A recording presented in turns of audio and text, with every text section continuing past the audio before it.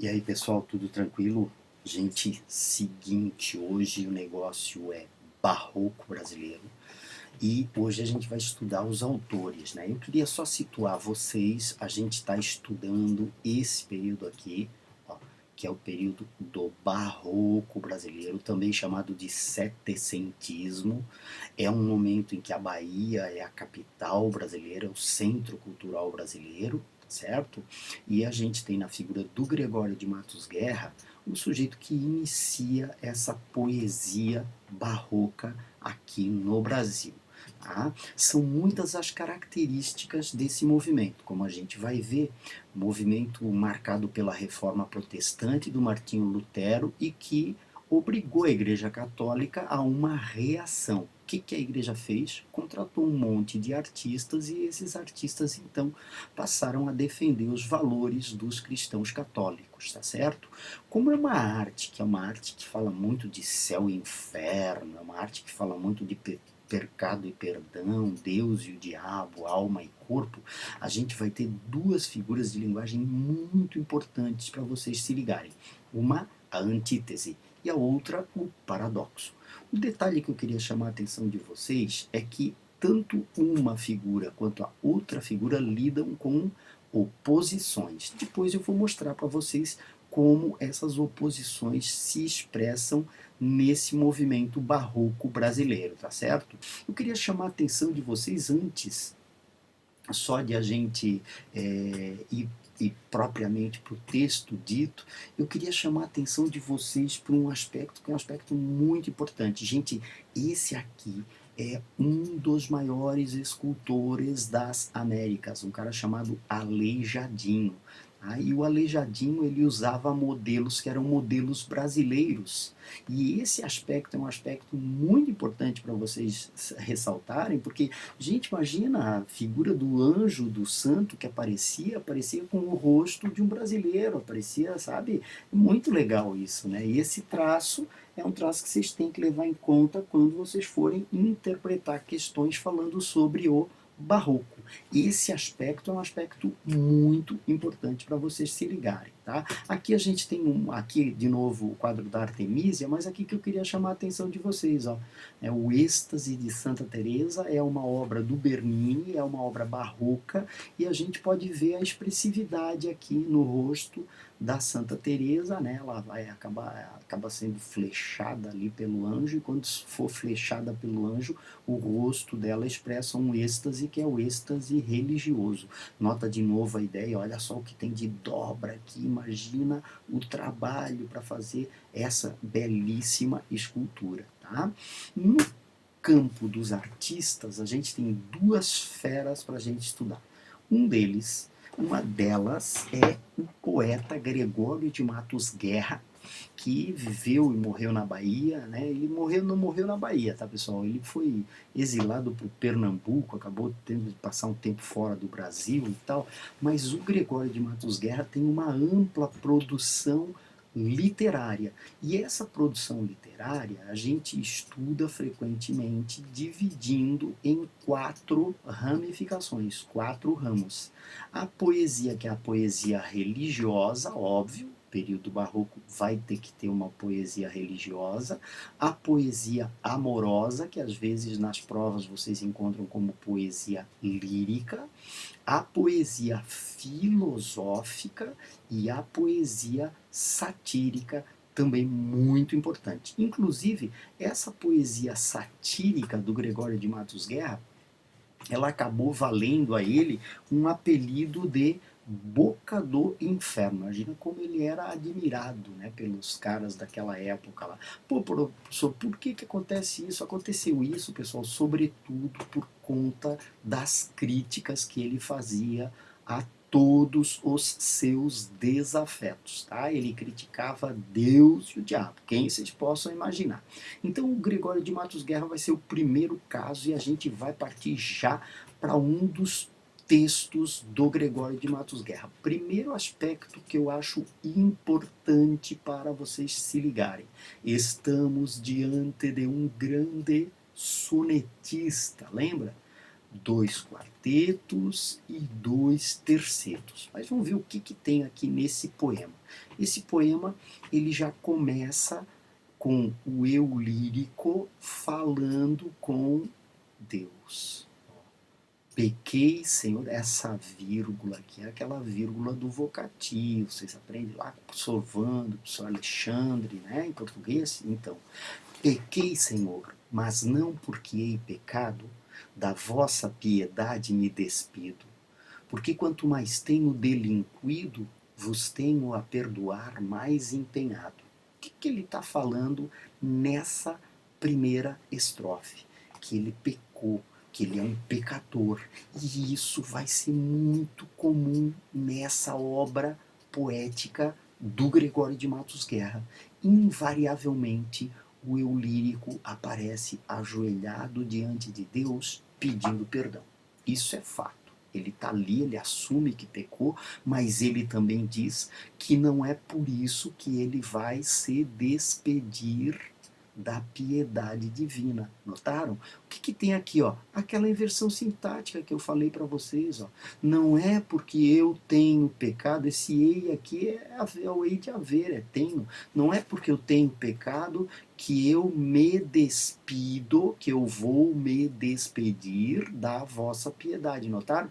Na verdade, isso aqui teria que estar aqui e isso aqui teria que estar aqui. Tá? Então é importante a gente salientar que é uma linguagem rebuscada que faz uso de tudo que é recurso linguístico que eles vão encontrar. Tá? Então por isso a gente diz uma poesia difícil. Se basta a vos irar tanto pecado, diz ele, a abrandar-vos sobeja um só gemido, que a mesma culpa que vos há ofendido vos tem para o perdão lisonjeado. Vocês notaram aqui, gente, que na verdade, o que ele está falando é o seguinte: se o que eu pequei te deixou irado, Senhor, para que tu me para tu te acalmar, Jesus, para te acalmar, Deus, basta que eu dê um gemido, que a mesma culpa que te deixou ofendido te deixa pronto, te deixa prestes a me perdoar. Olha só que inteligente essa argumentação. Ele diz: olha só, Jesus, a minha culpa, eu sei que a minha culpa é grande, mas a tua piedade, ela é infinita, o meu pecado é grande, eu sei, o meu pecado é imenso, mas a tua fé, Jesus, a tua fé é infinita. Então, eu não preciso ter preocupação. Quando ele chega aqui nesse terceto, o que ele está falando? Se uma ovelha perdida e já cobrada, glória tal, prazer tão repentino vos deu, como afirmais na sacra história. Gente, aqui ele está falando da Bíblia, gente. Ó, ele está usando um argumento, é uma citação, ele usa lá uma referência, uma alegoria, uma comparação. Ele é aquela ovelha que foi perdida. Vocês conhecem a parábola da ovelha que se perdeu? Tá certo? Eu sou o Senhor, diz ele, a ovelha desgarrada. Cobrai-a e não queirais, pastor divino, perder na vossa ovelha a vossa glória. Olha só que argumentação. Ele diz: eu sou um pecador, né? O meu pecado é grande, mas lembra da história da Bíblia da ovelha desgarrada? Pois eu sou que nem essa ovelha desgarrada. Então nota que essa linguagem é uma linguagem rebuscada, é uma linguagem muito, muito, muito elaborada, até mesmo na poesia religiosa lá daquele período. Aqui a gente tem um outro exemplo. Essa poesia aqui é a poesia que a gente classifica como poesia amorosa ou poesia lírica. E aqui ele aparece, lá ele aparecia dividido na antítese, pecado e perdão. Aqui ele aparece dividido entre a tentação da carne e a salvação eterna. De novo, outra antítese. Diz ele nesse soneto, que é só um dos sonetos que ele fez para essa dona Ângela, né, que era a pessoa a quem ele dedica esse poema. Anjo no nome, Ângelo, né, a tradução do nome Ângela é anja. Tá? Anjo no nome, angélica na cara. Isso é ser flor e anjo juntamente. Ser angélica flor e anjo florente. É anjo que está florescendo, anjo que está, né, crescendo, desabrochando. Em quem se não em vós se uniformara? Olha só que lindo esse primeiro quarteto. Ele diz assim: olha, Ângela, tu és anjo e também és flor ao mesmo tempo, porque tu és um anjo que está desabrochando. Quem veria uma flor que a não cortara, de verde pé, de rama florescente?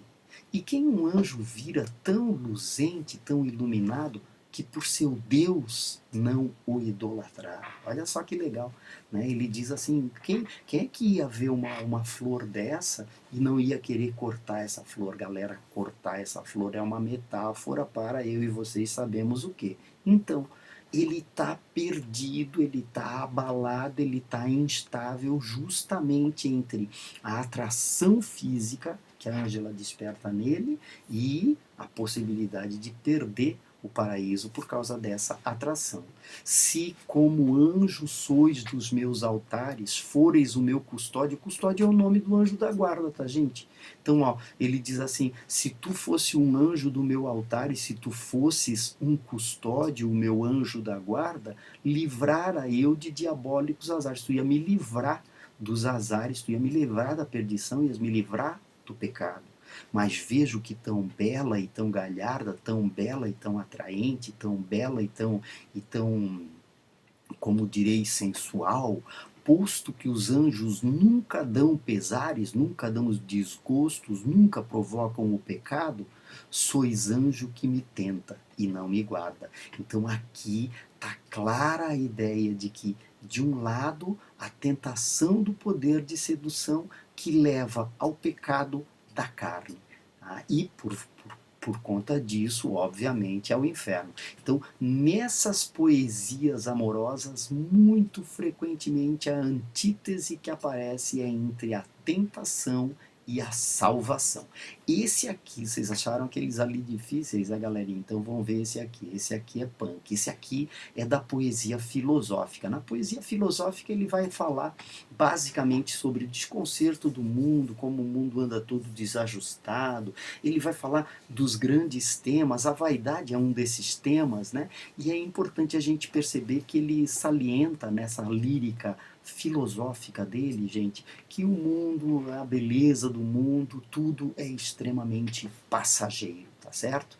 É a vaidade, Fábio, nesta vida. Detalhe primeiro para vocês se ligarem. O eu lírico está conversando com o Fábio e o tema está aqui, ó, a vaidade. É a vaidade, Fábio, nesta vida, rosa que da manhã lisonjeada, púrpuras mil com ambição dourada, airosa rompe, arrasta presumida. As noções que eu quero que vocês se liguem, aí ele está dizendo assim, ó, é a vaidade, Fábio, que nem a rosa. A rosa é uma metáfora da vaidade. De manhã, lisonjeada, favorecida pelo ar da manhã, a rosa desabrocha, brilhante, lindíssima, vermelhíssima, ambiciosa, extremamente linda e rompe na manhã, absolutamente inigualável na sua beleza, essa rosa. É planta que de abril favorecida, por mares de soberba desatada, florida galeota empavesada, sulca ufana navega destemido. Segunda parte do poema, segunda estrofe, ele já muda. A vaidade não é mais rosa, a vaidade é uma planta favorecida pela primavera. Abril é primavera lá na Europa, tá? Por mares de soberba desatada, por mares de um monte de gente que às vezes fica com inveja daquela beleza, é uma florida galeota, é uma pequena embarcação enfeitadíssima, empavesada, vem de pavão, galera. Sulca ufana navega destemida, sulca o mar, sabe, orgulhosa, né? Navega destemida. Isto é metáfora da vaidade, não se esqueçam.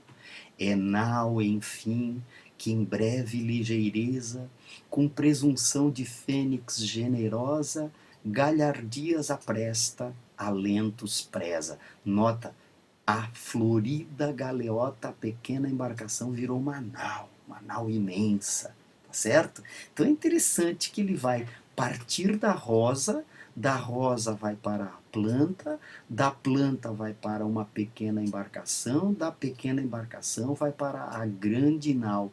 E em todos esses aspectos aparece a ideia da presunção. Por quê? Porque a vaidade é o sujeito ser presunçoso, a vaidade é o cara se achar, eu e vocês sabemos, né? Os Tassi da vida, as Tassi, tá se achando, hein?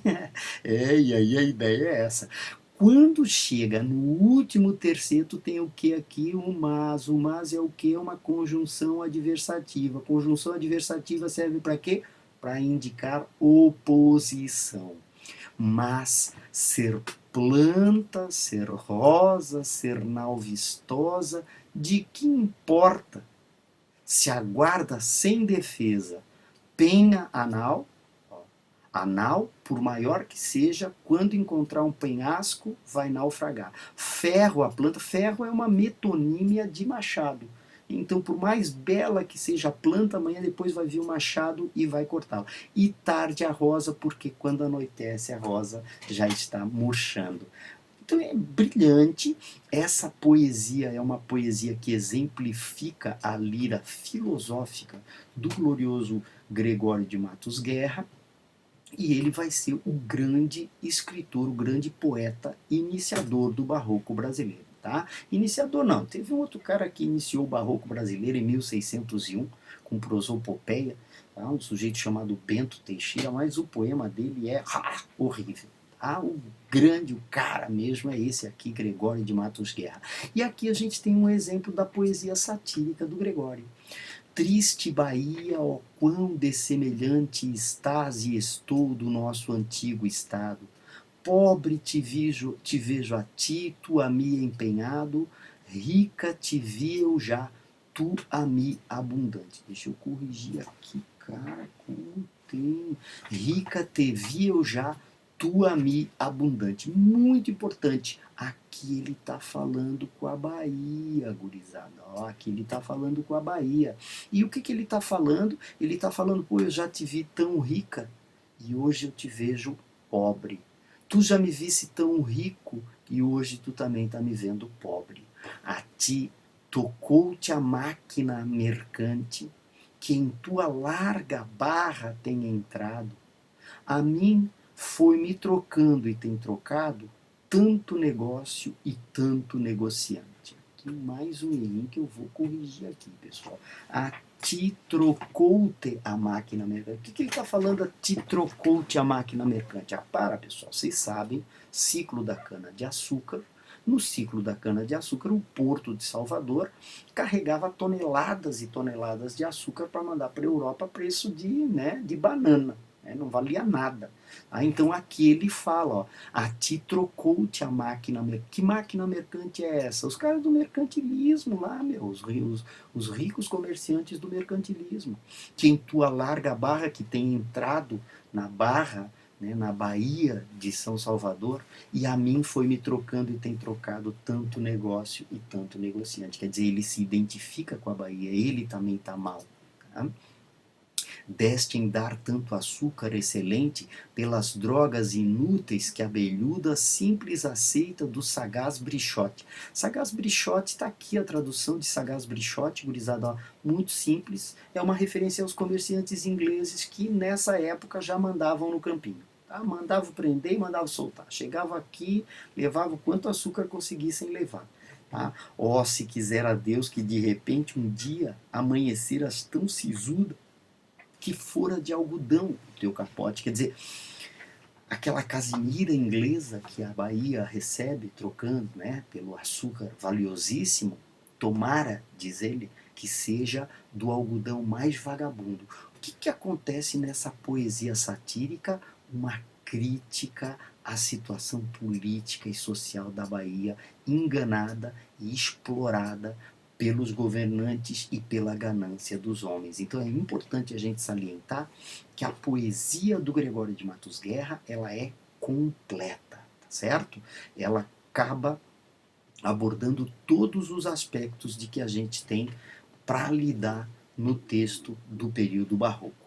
a gente já viu um soneto em que aparece de uma maneira flagrante essa forma de escrever, que lá naquela época eles chamavam de cultismo. O cultismo era impressionantemente difícil para ser entendido. Como é que o cara vai escrever um sermão, gente, usando uma maneira difícil de ser entendida? Não pode.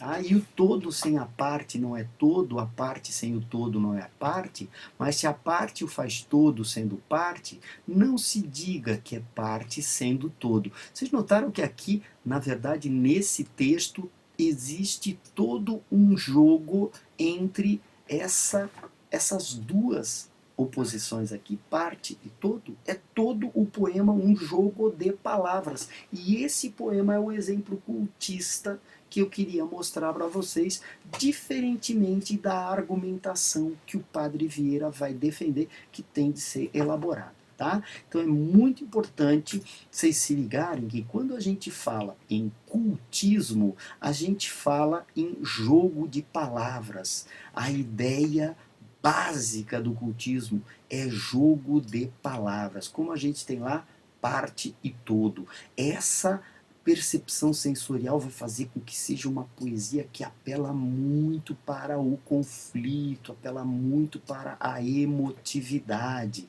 Muito frequentemente ali, ó, aparecem referências a imagens, tá certo?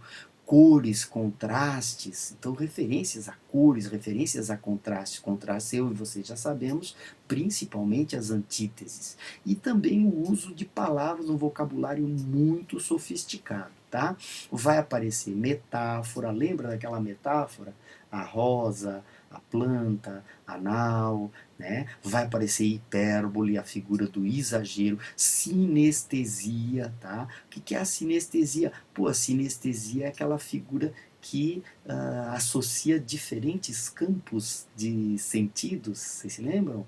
Uma visão que lembra uma música, ou uma música que lembra a figura de visão de uma pessoa, um perfume que lembra algo que nos aconteceu, então um perfume que lembra uma coisa que a gente viveu, que viu, né, que sentiu. Então é importante a gente perceber que essa é esse é o ramo mais complexo da já complexa linguagem barroca. Por outro lado, a gente tem também o conceptismo. E o conceptismo eu queria lembrá-los, né, do texto do glorioso Padre Antônio Vieira, que vai defender a tese de que a obra do pregador tem de ser uma obra igual à redação de vocês, com uma introdução que defenda que vai ser apresentado um determinado tema e ao longo de toda a redação não se desviar do tema. Tá? Então a ideia aqui é uma ideia mais lógica, mais racional. Tá? O conceptismo justamente significa a ideia de conceito, tá? É um sinônimo de ideia, né? E é através do pensamento lógico que esse sujeito deve ser conhecido. Então por isso que ele vai usar muito frequentemente analogias, tá? Comparações. Ei, lembra? Sermão aos peixes. O homem é igual ao peixe, o mundo é igual a um oceano. Peixe grande come milhões de peixes pequenos, deveria ser o contrário. Tá aí. Tá? E o uso também de muitas antíteses e paradoxos. Então, eu queria colocar para vocês que o movimento barroco é um movimento cuja marca maior vai ser justamente esse aspecto de uma arte muito conflituosa, gente, uma arte muito marcada pelo contraste, pelo conflito. Por quê? Porque o homem já tinha vivido a Renascença antes, lembra? A Renascença foi o antropocentrismo, o homem no centro das preocupações. De repente, aparecem artistas financiados pelas igrejas, tá? Porque teve barroco católico, mas teve barroco protestante, tá? O luterano, teve barroco calvinista dos holandeses, teve barroco anglicano dos ingleses. Então todas as religiosidades daquela época lá, todas as tendências religiosas daquela época, todas as igrejas daquela época se encarregaram de produzir a sua arte barroca, tá certo? Esses são os dois grandes nomes da arte barroca, esses são os dois grandes aspectos do início da literatura brasileira. Porque aquela literatura que a gente viu lá durante o quinhentismo não era uma literatura assim, tá? Tão esteticamente falando, tão rica. Essa daqui não, essa daqui sobra. Os dois caras são dois monstros, como vocês viram, e a ideia básica é a gente estudar esses dois monstros para a gente tirar de letra nas nossas provas, tá? Então vou deixar essa aula aí para vocês gravada, mas queria dizer que fico triste de não conversar um pouquinho com vocês, né? Essa semana, excepcionalmente na quinta, não teremos aula, então a gente volta a se falar na terça próxima. Eu queria deixar algumas atividades também, gente, mas não vai, em 10 minutos aí, não vou deixar 5 atividades para vocês fazerem. O que vocês acham? Será que daria para deixar 5 poemas barrocos para vocês responder 5 questões? Acho que não, né? Melhor a gente fazer isso na próxima aula, tá bom? Um beijo para vocês, molecada, e até mais, tá? Obrigado pela atenção. Desculpem, tá? Foi só hoje, eu tive um compromisso que eu não pude, de forma nenhuma, evitar comparecer. Mas na terça que vem estamos de volta de novo, tá bom, meus queridos e queridas? Um beijo grande e aproveitem bastante aquele descanso de quinta, tá certo? Até mais!